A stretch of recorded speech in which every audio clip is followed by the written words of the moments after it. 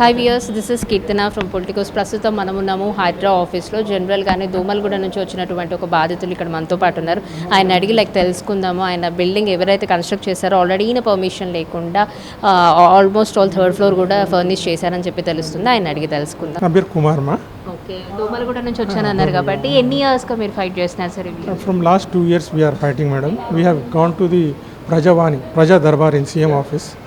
అక్కడ నుంచి రాపించుకొని వస్తే వాళ్ళు కూడా రాశారు. మున్సిపల్కి రాస్తే వాళ్ళు ఏం తీసుకోలేదు. దాని తర్వాత ఏం చేశారు, ఈ మున్సిపల్ ఆఫీసర్ వాళ్ళు మీకు అది ఇచ్చారు, వితౌట్ పర్మిషన్ ఉన్నదని వాళ్ళు రాసి ఇచ్చారు. రాసి ఇచ్చిన తర్వాత వాళ్ళు ఏం చేశారంటే కోర్టుకి వెళ్ళారు. కోర్టుల నుంచి కూడా 1.5 year నుంచి నడుస్తూనే ఉన్నది. మళ్ళీ సార్ చూశారు, కమిషనర్ గారు చూసేసి ఇది ఇట్లా కాదని ఆయన ఏం చేశారు, సీజ్ చేశారు బిల్డింగ్. సీజ్ చేసిన తర్వాత ఎవరో మళ్ళీ మున్సిపల్ వాళ్ళు ఎవరు వచ్చి ఆ బిల్డింగ్ సీజ్ చేసిన దాన్ని లాక్ ఇరగొట్టేశారు.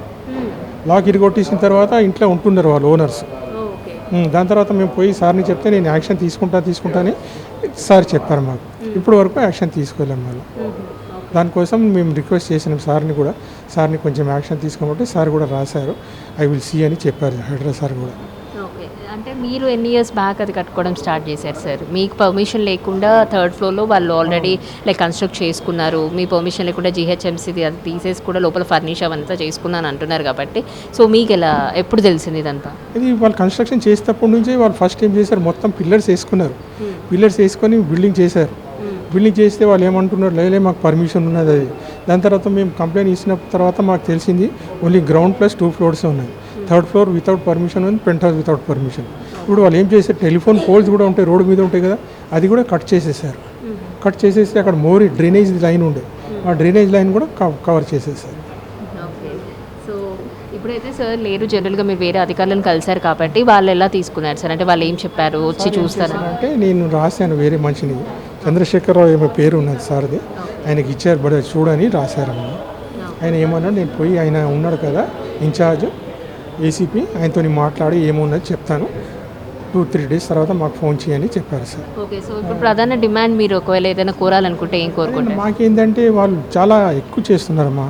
ఆ సంధి 15 feet ఉన్నది, దాంట్లో వచ్చి దానికి పోదానికి చాలా ప్రాబ్లం అవుతుంది. ముందుకు వచ్చేసారు, మళ్ళీ అంతమంది ఫ్యామిలీస్ ఉన్నారనుకోండి, ఆ డ్రైనేజ్ ప్రాబ్లం ఉంటుంది. ఇప్పుడు ఒక్కటిసారి 6 అపార్ట్మెంట్ లెక్క కట్టుకున్నారు.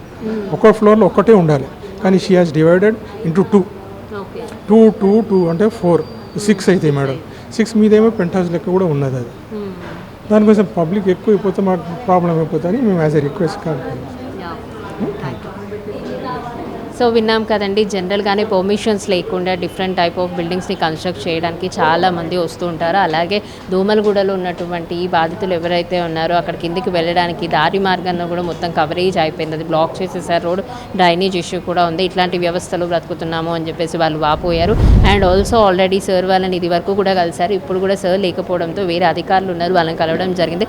ఒక 2-3 days తర్వాత సర్టెన్ ప్రాబ్లమ్ ఏమన్నా క్యూర్ అయిందా లేదా అని చెప్పి తెలుసుకొని అక్కడికి వెళ్ళి విజిట్ చేసి ఆ ప్లేస్ని చూసి వీళ్ళనంత తొందరగా వీళ్ళ ప్రాబ్లమ్ సార్ట్అవుట్ చేస్తామని చెప్పేసి వీళ్ళు చెప్పడం జరిగింది. సో వీళ్ళు కోరుకున్నట్టుగా వీళ్ళ ప్రాబ్లమ్ త్వరగా సార్ట్అవుట్ అవ్వాలని, అలాగే ఇల్లీగల్గా కన్స్ట్రక్ట్ అయినటువంటి థర్డ్ ఫ్లోర్ అండ్ ఆల్సో పైన పెంట్ హౌస్ ఏదైతే ఉందో వాటిని పర్మిషన్ లేకుండా కట్టారు కాబట్టి అది కూడా వీళ్ళంత త్వరగా తొలగించాలని చెప్పేసి పొలిటికోస్ టీం కూడా కోరుకుంటుంది. ఇది ఇప్పటి వరకు అప్డేట్ వీడియో జర్నలిస్ట్ చంద్రశేఖర్తో Keerthana, Politicos reporting from Hyderabad, HYDRAA office. Please subscribe to the channel and download the Politicos app from the links in the description.